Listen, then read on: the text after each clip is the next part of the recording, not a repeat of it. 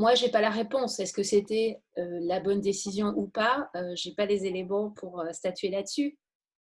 Par contre, ce qui m'a choquée, c'est que ce ne soit pas un débat. C'est-à-dire il a fallu attendre presque un mois pour que ça devienne un débat. C'est-à-dire que les gens ont massivement accepté cette décision. On n'en a pas parlé, ça n'a pas été un sujet. Il a fallu que peu à peu, à force de... finalement, c'est remonté jusqu'à la classe politique au bout de 3 semaines, un mois.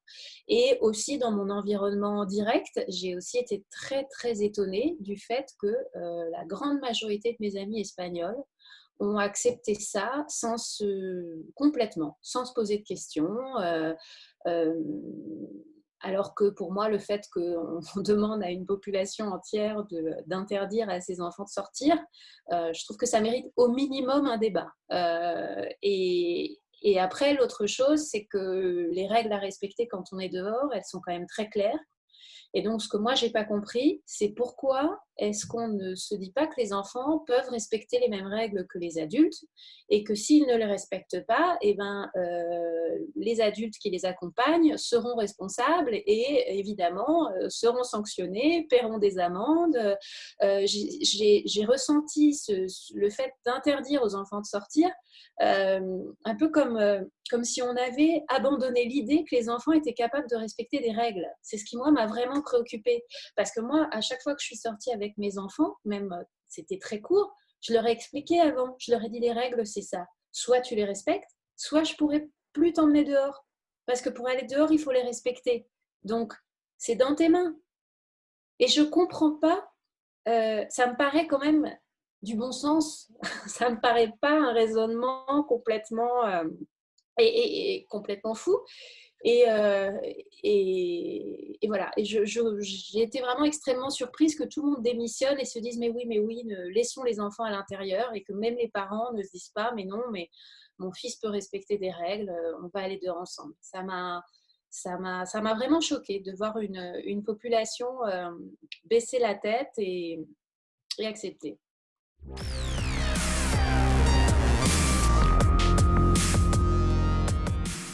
Je pense que plein de gens sont gagnés par la peur, donc il y a quelque chose de complètement émotionnel là-dedans. Je crois que voilà, il y a avec l'émotion, quand on se laisse envahir par l'émotion, bah, on perd un peu la raison. Donc je pense que ça, c'est l'un des facteurs. Après, je pense que la situation est tellement difficile pour plein de gens qu'ils n'ont pas d'énergie pour lui. Ils n'ont pas l'énergie de se poser des questions, ils n'ont pas l'énergie d'être critiques. Et du coup, c'est plus simple d'appliquer des règles sans réfléchir, ce que je comprends et que je respecte complètement. Et après, je crois aussi que malheureusement, ça révèle le fait que l'éducation en Espagne, ça n'a jamais été un sujet qui vraiment a été considéré comme une priorité nationale. Alors bon, il y a des raisons, hein. Il y a le fait que l'Espagne est un pays beaucoup moins centralisé que la France et c'est des compétences qui fonctionnent par région. Donc en réalité, c'est les régions qui ont le pouvoir sur l'éducation. Donc c'est dans un moment d'état d'urgence, c'est très compliqué pour le gouvernement central de statuer là-dessus. Mais le fait que les enfants aillent ou pas dans la rue, ça c'est typiquement une décision du gouvernement en ce moment dans un état d'urgence, c'est pas une décision régionale. Donc je crois l'idée finalement déjà, on infantilise un petit peu les enfants comme s'ils n'étaient pas capables de respecter les règles. Et puis ensuite, c'est vraiment pas le plus important, quoi. Alors, il y a plein d'autres sujets importants en ce moment. Mais je crois que ça révèle le fait qu'en Espagne, l'éducation, on en parle quand on a parlé déjà de beaucoup d'autres choses.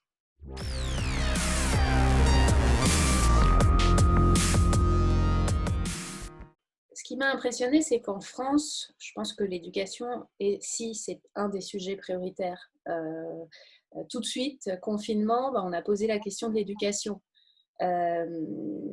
Et puis aussi la question de comment ne pas laisser ceux qui sont les plus marginalisés et encore plus par cette crise, comment ne pas les laisser sur le bord de la route. Et en France, on voit l'éducation comme un moyen de ne pas abandonner ces personnes-là.